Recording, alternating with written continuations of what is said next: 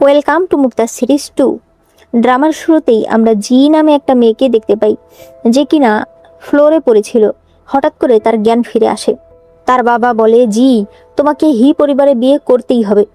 হি পরিবার অনেক ধনী পরিবার, আমি তাদের সঙ্গে পারবো না। তোমার বোন কোনোভাবেই হে পরিবারের ছেলে হেইকে বিয়ে করতে চাইছে না। সে বলছে তাকে যদি হেইর মতো ল্যাংড়া ছেলের সঙ্গে বিয়ে দেওয়া হয় তাহলে সে ব্রিজ থেকে ঝাঁপ দেবে, তাই ওর হয়ে এই বিয়েটা তুমি করবে। জি মনে মনে বলছিল, আমি একদম সুস্থ আছি, তার মানে আমি আবার 1 বছর আগে ফিরে এসেছি। সে মনে করে একদিন সে বাড়ি থেকে বের হলে দেখতে পায় তার স্বামী হেই অন্য একটা মেয়ের সঙ্গে এসব করছে। সে বলে, তুমি বাড়ির দরজায় দাঁড়িয়ে এসব কি করছো? তখনই তার শাশুড়ি সেখানে আসে। সে তার শাশুড়িকে বলে, মা দেখুন না ওরা এসব কি করছে। তার শাশুড়ি তখন তাকেই একটা থাপ্পড় দিয়ে বলে, স্বামীকে রাগানো ছাড়া তোমার আর কোনো কাজ নেই, গিয়ে আমার জন্য রান্না করো। এরপর হেই জির ঘরে আসলে জি বলে, আমার পিরিয়ড চলছে, দয়া করে আজকে আমাকে ছেড়ে দাও। হেই তাকে কয়েকটা থাপ্পড় মেরে বলে, তুমি আমাকে না বলার কে? সে একেবারে তার উপর ঝাঁপিয়ে পড়ে। এরপর জি যখন বসে বসে কান্না করছিল তখন তার শ্বশুর তার কাছে আসলে তার শাশুড়ি তার শ্বশুরকে সরিয়ে দিয়ে জিকে একটা থাপ্পড় মারে। সে বলতে থাকে, তোমার চরিত্র এত খারাপ, এই কারণেই তো আমার ছেলে অন্য মেয়েদের পেছনে ঘুরে। বর্তমানে জি তার বাবাকে বলে, দরকার পড়লে আমি মরে যাব, তবুও আমি হেইকে বিয়ে করব না। তখন তার ছোট বোন নিয়ান এসে বলে, আমি বিয়ে করব। সে বলে, বাবা আমি হেইকে বিয়ে করতে রাজি আছি। তার বাবা বলতে থাকে, গতকাল রাতেই তো তুমি বললে হেইর সঙ্গে তোমার বিয়ে হলে তুমি ব্রিজ থেকে ঝাঁপ দেবে। তোমার বিয়ে চ্যান পরিবারে ঠিক করেছিল তোমার দাদা। চ্যান পরিবার হয়তো হে পরিবারের মতো এত ধনী নয়, তবে তারা সবাই শিক্ষিত। আর ইয়ানজি একদম সুস্থ। তুমিই তো বলেছিলে ইয়ানজি দেখতে অনেক হ্যান্ডসাম, তুমি তাকে ভালোবেসে ফেলেছো। আর তাছাড়া ইয়ানজি মনে করে ওই বছর তুমি তাকে বাঁচিয়েছিলে, তাই তুমি যদি তাকে বিয়ে করো তুমি তো সেখানে রাজকুমারী হয়ে থাকবে। নিয়ান তার বাবার কাছে এসে বলে, বাবা আমি ভালো মতো ভেবে দেখলাম, হে পরিবার অনেক ধনী, আর তুমি জানো না বিয়ের মাত্র কয়দিন পরেই ইয়ানজি মারা যাবে, আর হেই হবে এই শহরের সব থেকে ধনী ব্যক্তি। জি এতে ভীষণ অবাক হয়ে যায়। সে বুঝতে পারে নিয়ানও তাহলে রিবর্ন করেছে। নিয়ানের বাবা বলে, তুমি এসব কি বলছো, তোমাকে এগুলো কে বলেছে? সে বলে, আমি ভবিষ্যৎ গণনা করেছি বাবা, তোমাকে আমার কথা শুনতেই হবে। নিয়ানের বাবা তখন রাজি হয়ে যায়। নিয়ান এরপর চ্যান ফ্যামিলি থেকে যে বিয়ের প্রপোজাল এসেছে সেখানে জির নাম লিখে তাকে দিয়ে দেয়। সে মনে মনে বলছিল, আমি হব এই শহরের সব থেকে ধনী ব্যক্তির স্ত্রী, আর তুমি থাকবে সবার পায়ের নিচে। জি মনে মনে বলছিল, দ্বিতীয় জন্ম পেয়েই তুমি আগের মতো বোকাই আছো, আমি ছাড়া হেই কিচ্ছু না। এরপর দেখা যায় একই সাথে চ্যান পরিবার এবং হে পরিবার দুই পরিবার থেকেই লোকজন এসেছে। হেইর বাবা নিয়ানের বাবাকে বলতে থাকে, আমাদের ব্যবসা দিন দিন আরো উন্নতি করছে। সে তাকে কিছু কাগজপত্রও দেখায় এবং আরো অনেক জিনিসপত্র দেখায় যেগুলো সে তাদের বউর জন্য নিয়ে এসেছে। ইয়ানজির বাবা এসব দেখে বলে, আমাদের পরিবার যদিও এত ধনী নয়, তবে আমার ছেলে অনেক বড় ডাক্তার, সে শহরের সব থেকে বড় হসপিটালটাতেই চাকরি করে। জি এসে এসব দেখে মনে মনে বলছিল, মনে হচ্ছে নিয়ান সত্যি হেইকে বিয়ে করতে চাইছে। ও একদম শান্ত হয়ে বসে আছে। অন্যদিকে নিয়ানের বাবা জিজ্ঞেস করে, তুমি কি ভালো করে ভেবে দেখেছো? নিয়ান মনে করে বিয়ের রাতেই ইয়ানজিকে যেতে হবে অপারেশনের জন্য।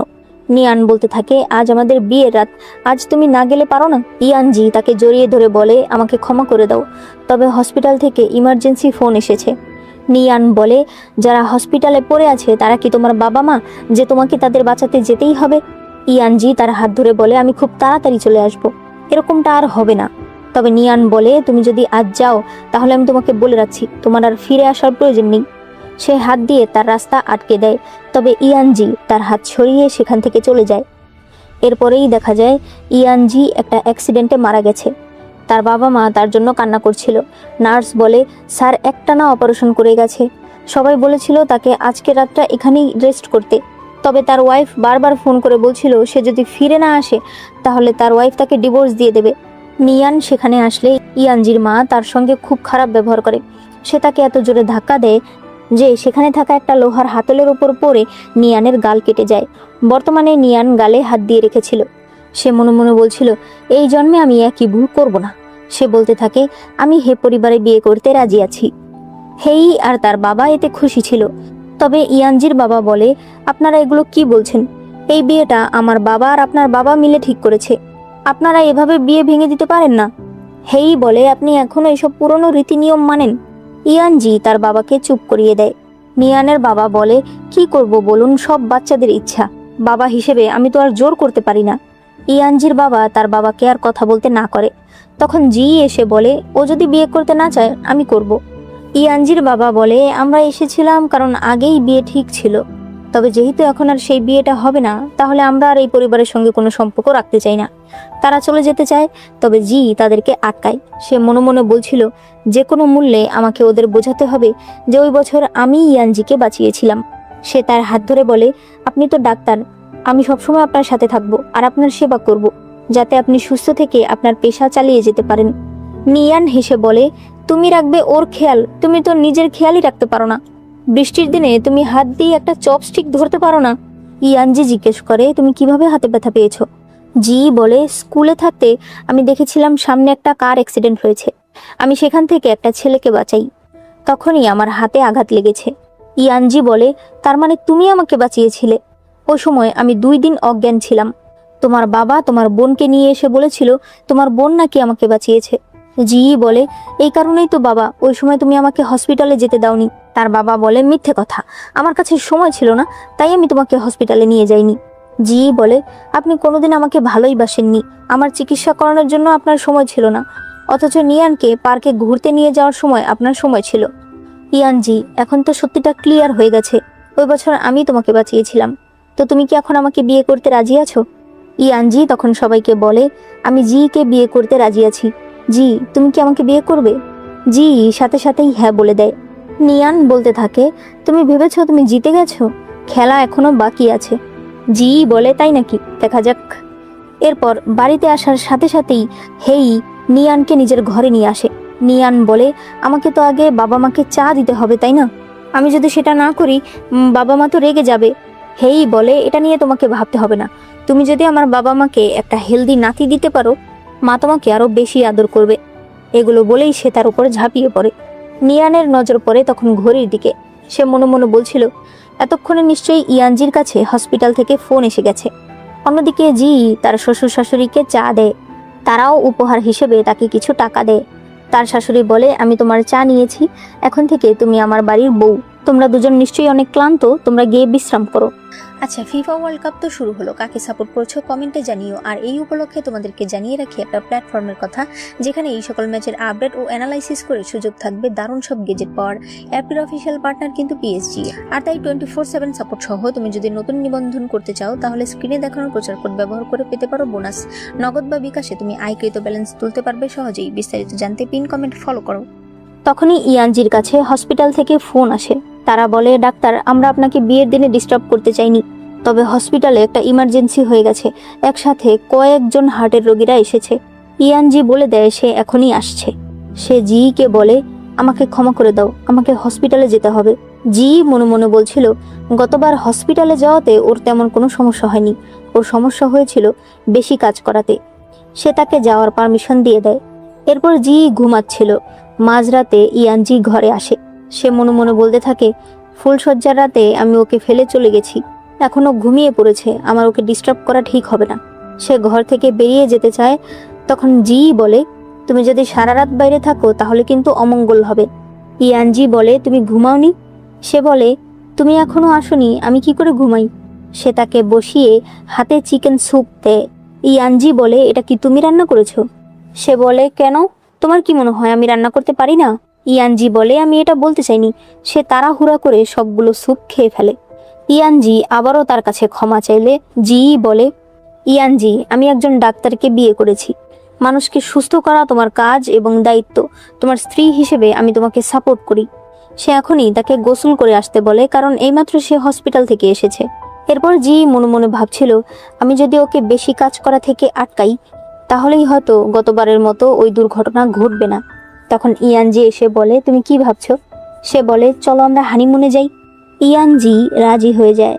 এরপর জি ইয়ানজির চুল মুছে দিতে থাকলে তার একটু লজ্জা লাগছিল।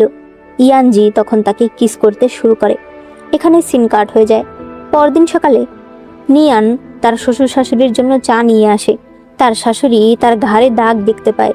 সে বলে, তোমার বাবা মা তোমাকে এই শিক্ষা দিয়েছে, কালকের চা তুমি আজকে দিচ্ছ? হেই বলে, মা, নিয়ান তো আর এই বাড়ির নিয়ম জানে না, এরপর থেকে তুমিই তো ওর দেখাশোনা করবে। হেইর বাবা বলে, ছেলে তো ঠিকই বলেছে। হেইর মা তখন চা নিয়ে নেয়, তবে সে বলতে থাকে, এটা কি ধরনের চা, এত গরম কেন? সে চাটা নিয়ানের চেহারায় ছুঁড়ে মারে, যেটা তার হাতে লেগেছে। হেইর মা বলতে থাকে, আমি তোমার চা নিয়েছি, এখন থেকে তুমি এই বাড়ির বউ। আমাদের পরিবার শুধুমাত্র ধনী নয়, নাম এবং সম্মানেও অনেক বড়, তাই এখন থেকে তুমি সবসময় ভালো হয়ে চলবে। সে তার হাতে একটা খাম তুলে দেয়।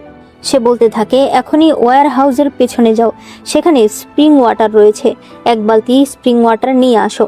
সেটা 95 ডিগ্রিতে জাল করে আমার জন্য চা বানাবে।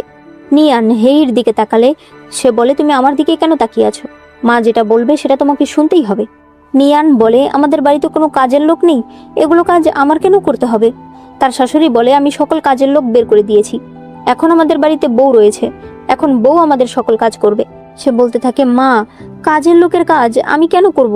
তার শাশুড়ি বলে, তাহলে তুমি একটা কাজের লোক রেখে নাও, বেতনটা তুমি দিলেই চলবে। সে বলতে থাকে, চা বানিয়ে আমার ঘরে পাঠিয়ে দিও। এরপর সে চলে যেতে থাকে। নিয়ান মনে মনে বলে, আমাকে এগুলো সহ্য করতেই হবে। যেদিন হেই এই শহরের সব থেকে ধনী ব্যক্তি হয়ে যাবে, সেদিন আমি আপনাদেরকে মজা বোঝাবো। সে হেইর কাছে গিয়ে বলতে থাকে, আমাদের বাড়িতে কি তুমি কোনো কাজের লোক রাখতে পারো না? আর তাছাড়া এই যুগে কেউ স্প্রিং ওয়াটারের পানি খায় নাকি? আমরা কি একটা ওয়াটার পিউরিফায়ার কিনতে পারি না? হেই তার কাছে এসে বলতে থাকে, তুমি আমার কথা শোনো, আমি তোমাকে সব দেব। সে আবারও তাকে টেনে নিয়ে যেতে থাকে নিজের ঘরে। এরপর নিয়ান জগে পানি ঢালতে গিয়ে একটু পানি ফেলে দেয়, তাতে পা পিছলে সে নিজেই পড়ে যায়। সে বলতে থাকে, কি ভুল হলো, আগের জন্মে জি তো ভালোই ছিল। সে জুতাটা ছুঁড়ে মারে, তবে সেটা গিয়ে পড়ে তার শাশুড়ির কাছে। তার শাশুড়ি এসে বলতে থাকে, তুমি এসব কি করছো? রান্নাঘরের তুমি এ কি অবস্থা করেছো? সে বলতে থাকে, মা, আমি এখনই ভ্যাকিউম ক্লিনার আনছি আর সবকিছু পরিষ্কার করে দিচ্ছি। তার শাশুড়ি তাকে একটা থাপ্পড় মেরে বলে, এই বাড়িতে কোনো ভ্যাকিউম ক্লিনার নেই, এই কাপড় নিয়ে পুরোটা পরিষ্কার করো, এরপর তাড়াতাড়ি রান্না করো, কারণ সবার খিদা পেয়েছে। নিয়ান নিজেকেই নিজে বলছিল, আমি এগুলো সহ্য করব, কারণ একদিন সবকিছু ঠিক হয়ে যাবে। এদিকে ইয়ানজি বলছিল, আজ হসপিটালে অনেক পেশেন্ট এসেছে, আজ হয়তো ফিরতে আমার অনেক রাত হয়ে যাবে। জি তাকে দুপুরের খাবার দিয়ে দেয়, এরপর বলে, তুমি যাও, পেশেন্টদের অপেক্ষা করিও না। ইয়ানজি বলে, তুমি চিন্তা করো না, আমি অলরেডি হসপিটালে ছুটির জন্য আবেদন করেছি, সেটা পেয়ে গেলেই আমরা হানিমুনে চলে যাব। সে চলে গেলে জি কিছু হোটেল দেখতে থাকে, যেটা সে হানিমুনের জন্য বুক করতে চায়। একটু পরেই জির কাছে একটা ফোন কল আসে, যেখানে বলা হয়, আপনি কি ডাক্তার ইয়ানজির স্ত্রী? তার অ্যাক্সিডেন্ট হয়েছে। জির পায়ের নিচ থেকে তখন মাটি সরে যায়। সে ক্যালেন্ডারে দেখতে পায় আজকে যে তারিখ, গতবার এই তারিখে কিছুই হয়নি। সে মনে মনে বলতে থাকে, আমার পুনর্জন্ম হয়েছে, তাই কি সবকিছু আগে হচ্ছে? এদিকে দেখা যায় অ্যাক্সিডেন্টের জায়গায় একজন মারা গেছে। জি দৌড়ে দৌড়ে সেখানে আসে। সে একজন মহিলাকে জিজ্ঞেস করে, যে লোকটা পড়ে আছে সে কি 6 ফুট লম্বা?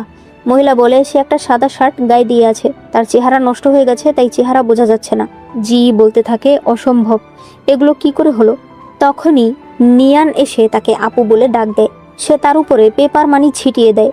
সে বলে, আজ আমার মনটা একটু খারাপ লাগছিল, তাই আমি একটু বাইরে বেরিয়েছিলাম, আমি বুঝতেই পারিনি ইয়ানজি যে এত আগেই চলে যাবে। জি বলে, এখনো কোনো কিছু প্রমাণ হয়নি, তুমি আগেই এসব কথা বলবে না। নিয়ান বলতে থাকে, তুমি কেন মানতে চাইছো না? তুমি গাড়ির নাম্বার প্লেটটা ভালো করে দেখো, এটা তোমার স্বামীরই গাড়ি, তুমি একটা অলক্ষী, বিয়ের সাথে সাথেই তোমার স্বামী চলে গেল। জি বলতে থাকে, তুমি চুপ করো, ইয়ানজি একদম ঠিক আছে।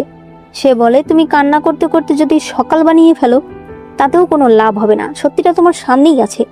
আপু, এইবার তুমি বুঝবে এই দুঃখ কতটা যন্ত্রণার। জি বলতে থাকে, তুমি চুপ করো, ইয়ানজি নিশ্চয়ই ভালো আছে। সে বলে, আপু, আগের জন্মেও তার কম আয়ু ছিল, এবারও তার কম আয়ু। জি তাকে একটা থাপ্পড় মারে। নিয়ান তখন চিৎকার করে বলতে থাকে, এই অলক্ষী মেয়েটা বিয়ের সাথে সাথেই তার হাজবেন্ড চলে গেছে। জি আবারও তাকে একটা থাপ্পড় মারে। নিয়ান তাকে থাপ্পড় মারতে চায়, তখনই ইয়ানজি তাকে থামতে বলে। নিয়ান বলে, তুমি সত্যিই মরনি? জি তাকে জড়িয়ে ধরে কান্না করতে শুরু করে। নিয়ান বলে, তুমি কি ভূত? তুমি কিভাবে বেঁচে আছো? জি আবারও তাকে একটা থাপ্পড় মারে। নিয়ানও তাকে মারতে চায়, তবে ইয়ানজি তার হাত ধরে ফেলে। নিয়ান বলতে থাকে, তোমরা অপেক্ষা করো, হেই যখন এই শহরের সব থেকে ধনী ব্যক্তি হয়ে যাবে, তখন আমি তোমাদেরকে বোঝাবো। জি বলে, অবশ্যই, আমি সেই দিনের অপেক্ষায় আছি। নিয়ান সেখান থেকে চলে গেলে জি ইয়ানজিকে বলে, তুমি ঠিক আছো? তাহলে ওই বডিটা কার? ইয়ানজি বলে, ওই গাড়িটা আমার গাড়ির সঙ্গেই ধাক্কা লাগতে গিয়েছিল, তবে আমি কোনো মতে গাড়িটাকে সরাতে পারি, তাই আমি অল্প আঘাত পেয়েছি। সে তার কপালে কিস করে বলে, তোমাকে অনেক ধন্যবাদ, তুমি বারবার করে আমাকে বলে দিতে আমি যেন গাড়ি সাবধানে চালাই।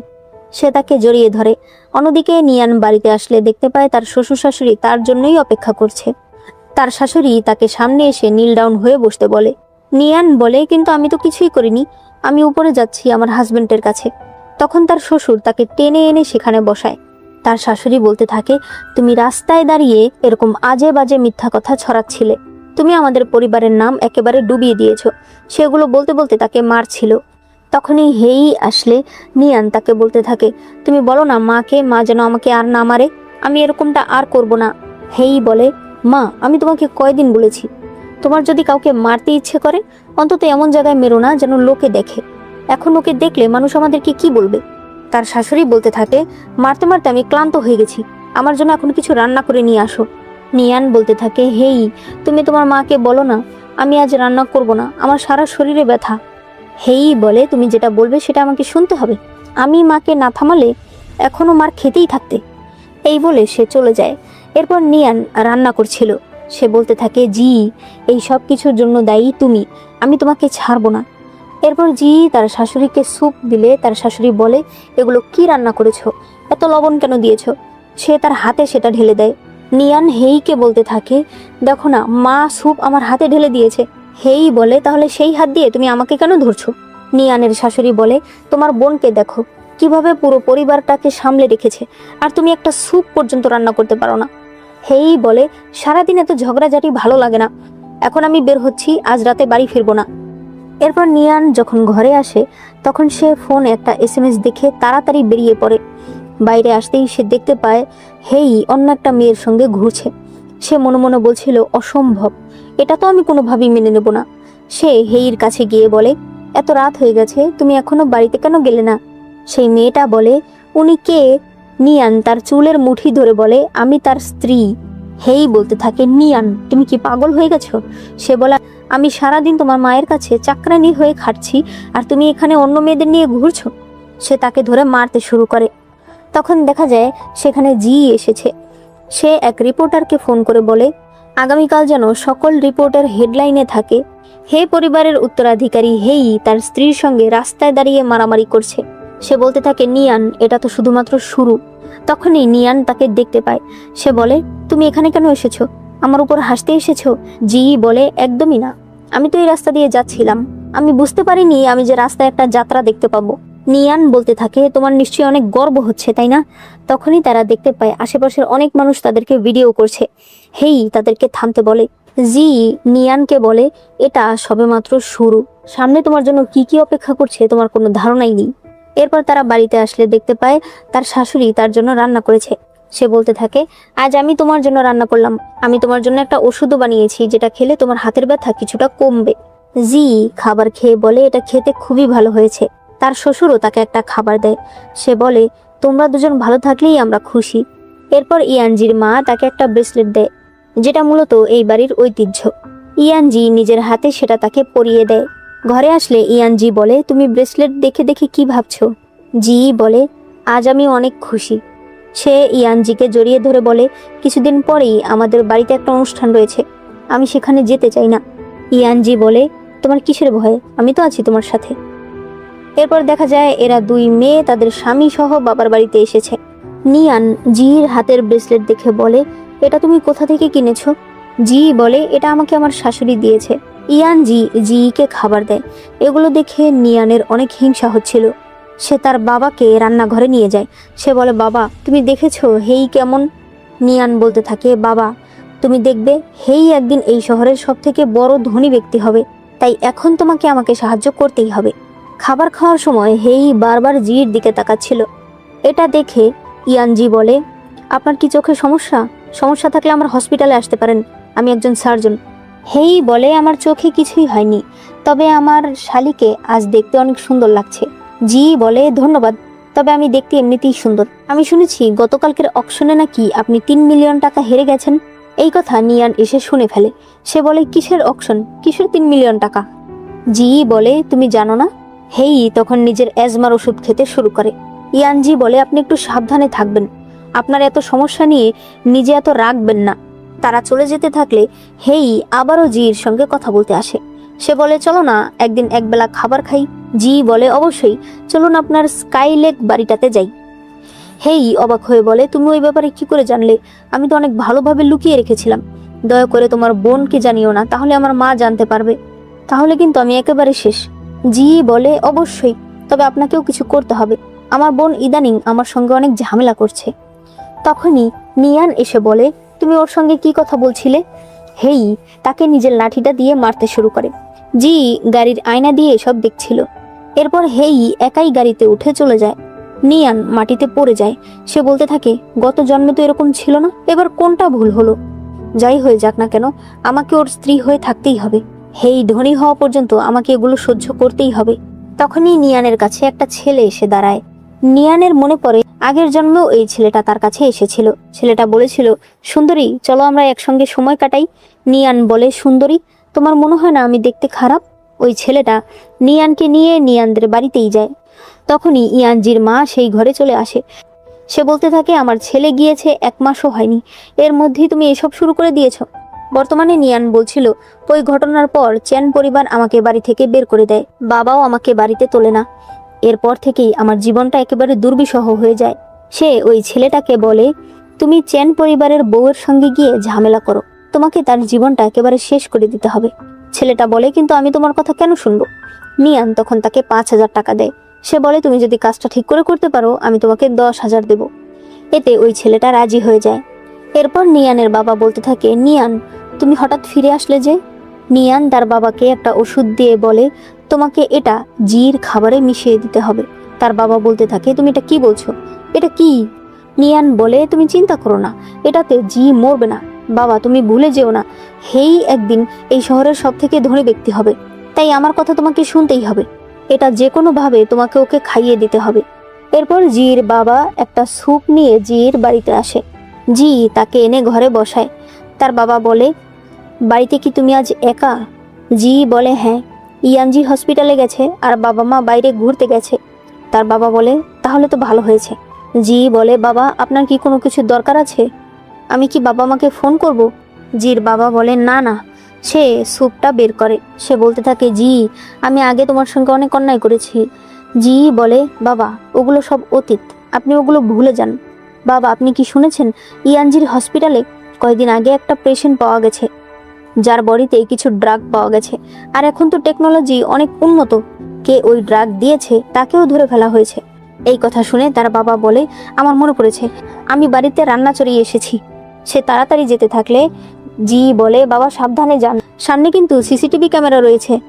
সে বাইরে আসলে নিয়ান বলে সবকিছু ঠিক মতো হলো তো? তার বাবা বলে আমার কেন জানি মনে হচ্ছে ও কিছু একটা বুঝতে পেরেছে, ওর কিছু হবে না তো? নিয়ান বলে বাবা তুমি সব কি বলছো, আমি তো ওর আপন বোনই তাই না? আর বাবা বলে ওদের বাড়িতে সিসিটিভি ক্যামেরা রয়েছে। নিয়ান বলে ক্যামেরার চিন্তা তোমাকে করতে হবে না, আমি সবকিছু সামলে নিয়েছি। তার বাবা তখন চলে যায়। ওই সময় ওই ছেলেটা নিয়ানের সামনে পড়ে। নিয়ান তাকে একটা ক্যামেরা দিয়ে বলে শোনো তোমাকে শুধুমাত্র ভালো করে ছবি তুলতে হবে। ভেতরে এসে নিয়ান বলতে থাকে দেখো ও অজ্ঞান হয়ে আছে, তুমি কিন্তু ওর ভালো মতো ছবি তুলবে, নয়তো এর পরিণাম তো তুমি জানোই। এরপর সে বাইরে চলে আসে। তখন সে বলতে থাকে উপরওয়ালাও আমাকে সাহায্য করে। সে দেখতে পায় সামনে জির শাশুড়ি। সে বলতে থাকে আন্টি আপনি এসেছেন, এমন একটা ঘটনা আমি তো মুখ দেখাতেই পারছি না। জির শাশুড়ি বলে কেন কি হয়েছে? সে বলে আমি এসেছিলাম আমার বোনের সঙ্গে দেখা করতে, কিন্তু এসে শুনতে পাই এখানে একটা পুরুষের গলা। জির শাশুড়ি বলে অসম্ভব, এরকম কাজ জি করতেই পারে না। নিয়ান বলতে থাকে আপনার বিশ্বাস না হলে আপনি এখনই গিয়ে দেখতে পারেন। জির শাশুড়ি বলে অসম্ভব, তুমি যে কতটা খারাপ সে বিষয়ে আমি জানি, তুমি আমার ছেলের বোন নামে শুধু শুধু অপবাদ দিচ্ছ। সেখানে আরো 2জন মহিলা ছিল, তারা বলতে থাকে শুনেছি তোমার ছেলের বউ নাকি দেখতে অনেক সুন্দরী, হলে হতেও পারে, তোমার যদি বিশ্বাস না হয় তাহলে চলো আমরা গিয়ে দেখি। এরপর তারা সবাই একসঙ্গে ঘরে আসে। তখন ভেতরে এসে দেখে জি চা খাচ্ছে। নিয়ান চারদিকে ওই ছেলেটাকে খুঁজতে শুরু করে। নিয়ান বলতে থাকে জি তুমি ওকে কোথায় লুকিয়ে রেখেছো? জি বলে তুমি আসলে কি খুঁজছো আমাকে বলো, আমি তোমাকে সাহায্য করব। তখনই ইয়ানজি বলে তুমি কি আমাকে খুঁজছো নাকি? নিয়ান বলতে থাকে তুমি কখন এসেছো, তোমার তো হসপিটালে থাকার কথা ছিল। তখন দেখানো হয় ওই ছেলেটা যখন জির কাছে আসতে চায় তখন জি তাকে একটা লাথি মারে। তখনই ইয়ানজি সেখানে আসে। সে তাকে ধরে বলে, সত্যি করে বলো তোমাকে কে পাঠিয়েছে। তখন ওই ছেলেটা নিয়ানের নাম বলে। জি সেখানে একটা রেকর্ডিংও শোনায় যখন নিয়ান ওই ছেলেটাকে জির ছবি তুলতে বলেছিল। জির শাশুড়ি এসে নিয়ানকে একটা থাপ্পড় মারে। তখনই ইয়ানজির বাবা এসে বলে, আমি তো ভেবেছিলাম হে পরিবার অনেক বড় পরিবার, তাদের ছেলের বউকে তারা এভাবে রাখে। নিয়ান বলতে থাকে, দয়া করে ওনাদেরকে জানাবেন না। তবে দেখা যায় পেছনে অলরেডি হেই চলে এসেছে। সে এসেই নিয়ানকে একটা থাপ্পড় মারে। তার শাশুড়ি বলতে থাকে, আমি শুনেছি তুমি নাকি একজনকে ভাড়া করেছিলে নিজের বোনের রেপুটেশন নষ্ট করতে। তুমি আমাদের পরিবারের মান সম্মান একেবারে ডুবিয়ে দিয়েছ। হেই তাকে ঘাড়ে ধরে টেনে নিয়ে বাড়ি চলে যায়। জি বলতে থাকে, বাবা মা নিশ্চয়ই আপনাদের আমাকে দেখে হাসি পাচ্ছে। তার শ্বশুর শাশুড়ি বলে, একদমই না, আমাদের তো খুশি হচ্ছে যে তুমি এত চালাক। এরপর তারা সবাই সেখান থেকে চলে গেলে ইয়ানজি বলে, তুমি তোমার বাবার সঙ্গে এবার কি করবে? তুমি কিভাবে তাকে সন্দেহ করলে? জি বলে, আমি এত বড় হয়েছি, আমার বাবা কোনোদিন আমাকে একটা খাবার কিনে পর্যন্ত দেয়নি। সে আজ হঠাৎ করে আমার জন্য স্যুপ বানিয়ে এনেছে। এতেই তো সবকিছু বোঝা যায়। ইয়ানজি বলে, জি তুমি তোমার সব কষ্টের কথা আমাকে বলতে পারো, কারণ আমি তোমার পরিবার। তোমাকে আর সবকিছু একা সামলানোর কোনো প্রয়োজন নেই। জি এতে অনেক খুশি হয়ে যায়। অন্যদিকে নিয়ান ময়লা ফেলতে এসে আবার ওই ছেলেটাকে দেখতে পায়। সে তাড়াতাড়ি ওই ছেলেটার হাত ধরে তাকে নিয়ে বাইরে চলে আসে। ওই ছেলেটা বলতে থাকে, দেখো ওরা আমার অবস্থা কি করেছে, আমার ভীষণ রাগ হচ্ছে। আমি তোমার বোনকে তো পাবো না, তবে তোমাকে আমি ছাড়বো না। তখনই হেই এসে তাকে দেখে ফেলে। হেইর সঙ্গের মেয়েটা বলতে থাকে, আপনার স্ত্রী তো দেখছি আপনার থেকেও এক ধাপ এগিয়ে। হেই তার গলা ধরে বলতে থাকে, আমি এখন না আসলে তো জানতেই পারতাম না তুমি আমাকে কিভাবে সবুজ টুপি পরাচ্ছ। ঘরে চলো, আমি তোমার ব্যবস্থা করছি। ওই মেয়েটা বলে, আপনার বোন আমাকে একটা কথা বলতে পাঠিয়েছে। এবারও আপনি তার কাছে হেরে গেছেন। সকালবেলা ঘুম ভেঙে জি তার হাজবেন্ডকে দেখে তার চেহারায় টাচ করতে শুরু করে। সে বলে, আমার হাজবেন্ড দেখতে এত হ্যান্ডসাম। ইয়ানজি বলে, সকাল সকাল মানুষের প্রশংসা শুনতে খুব ভালো লাগে। জি তখন তার হাতের আঘাত দেখে বলে, আমি না থাকলে তোমার হাতে এগুলো লাগতো না। ইয়ানজি তাকে জড়িয়ে ধরে বলে, আমি তোমার হাজবেন্ড, আমার এটা দায়িত্ব। তোমাকে দেখে রাখা, তোমার প্রোটেকশন দেয়া আমার কর্তব্য। জি বলতে থাকে, ইয়ানজি সত্যি তোমাকে পেয়ে আমি অনেক খুশি। ইয়ানজি বলে, এই কথাটা তো আমার বলা উচিত। সে তাকে কিস করতে শুরু করে। অন্যদিকে মাঝ রাত হয়ে গেছে। নিয়ান একটানা হেইকে কল করে যাচ্ছে, তবে হেই আসে না। তখন হেই ফিরে আসে। নিয়ান বলে, তুমি কোথায় ছিলে? হেই বলে, তোমাকে কেন বলবো, তুমি কে? তুমি এখনো কেন বাড়ি থেকে যাওনি? নিয়ান তখন তার কাছে এসে ক্ষমা চাইতে শুরু করে। হেই তাকে ধাক্কা দিয়ে বলে, আমি আগামীকালই তোমাকে ডিভোর্স দিয়ে দেব। তোমাকে দেখলে এখন আমার ঘৃণা হয়। সে আবারও তার কাছে গিয়ে বলতে থাকে, আমার ভুল হয়ে গেছে, আমি আর করব না। হেই বলে, ঠিক আছে, একটা প্রজেক্টে ইনভেস্ট করার মতো আমার কাছে এখন টাকা নেই, আমার 1 মিলিয়ন টাকার প্রয়োজন। নিয়ান বলে, সমস্যা নেই, আমি আগামীকালই বাবাকে বলে নিয়ে আসব। হেই তখন আবার তাকে টেনে বিছানায় নিয়ে আসে।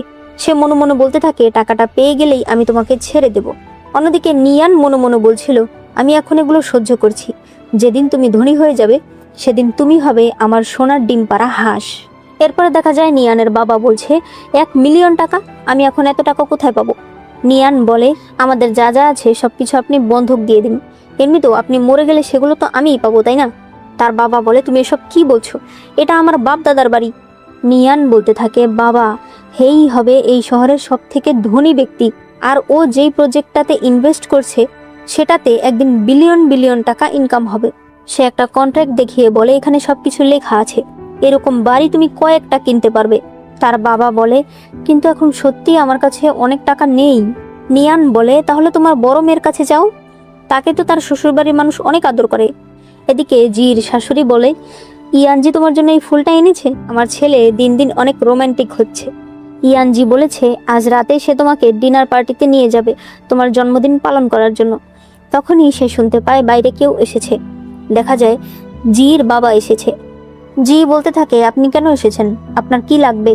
তার বাবা বলে, আমার একটা প্রজেক্টে ইনভেস্ট করার জন্য কিছু টাকা দরকার। জি বলে, ইস্ট প্রজেক্ট? সে বলে, তুমি অলরেডি জেনে গেছো? জি মনে করে এই কথা সে আগের দিনই শুনতে পেয়েছে। সে মনে মনে বলছিল, গত জন্মে আমি এটা জানতে পেরেছিলাম যে ওই প্রজেক্ট আসলে একটা স্ক্যাম। আমি হে পরিবারকে ওই প্রজেক্টে কোনো ইনভেস্ট করতে দিইনি, আর তাই আমাদের কোনো লস হয়নি, এজন্যই আমরা ধনী থাকতে পেরেছি। বর্তমানে সে তার বাবাকে বলতে থাকে, গতবার এত বড় একটা কাজ করে তোমার সাহস কি করে হয় আবার আমার কাছে আসার?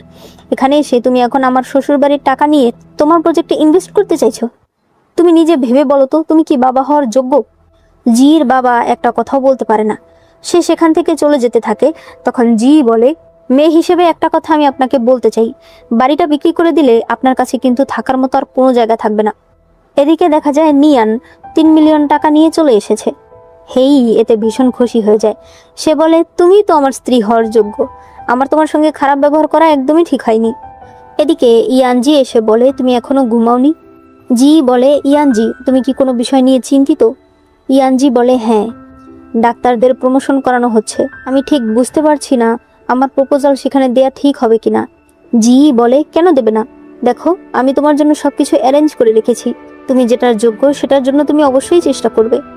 এরপরেই ইয়ানজি একটা সার্টিফিকেট নিয়ে আসে। সে বলতে থাকে, আমার সত্যিই প্রমোশন হয়ে গেছে, তোমাকে অনেক ধন্যবাদ। জি বলে, তুমি আমাকে ধন্যবাদ কেন দিচ্ছ? এটা তুমি নিজে ডিজার্ভ করো। অন্যদিকে নিয়ান দেখতে পায় সে প্রেগনেন্ট। সে তার শাশুড়িকে এই কথা বলার সাথে সাথেই তার শাশুড়ি অনেক খুশি হয়ে যায়। সে বলতে থাকে, অবশেষে উপরওয়ালা আমার দিকে তাকিয়েছে।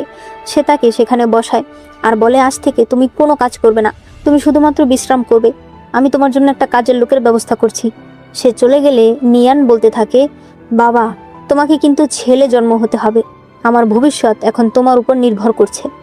এরপর নিয়ান বলতে থাকে, মা, আপনার নাতির খিদা পেয়েছে, আমার জন্য একটু স্যুপ নিয়ে আসুন। তবে তার শাশুড়ি না আসলে সে ধীরে ধীরে নিচে নেমে আসে। তখন দেখতে পায় তার শাশুড়ি তো কান্না করছে। সে বলতে থাকে, মা কি হয়েছিল, ঘরে কি চোর এসেছিল নাকি? তার শাশুড়ি আরো জোরে জোরে কান্না করতে থাকে। সে বলতে থাকে, আমাদের সব শেষ হয়ে গেছে। নিয়ান বলতে থাকে, মা কি শেষ হয়ে গেছে? আমাদের টাকা সব নিয়ে গেছে। তার শাশুড়ি বলে, এই সব কিছু তোমার কারণে হয়েছে, তুমি একটা অলক্ষী।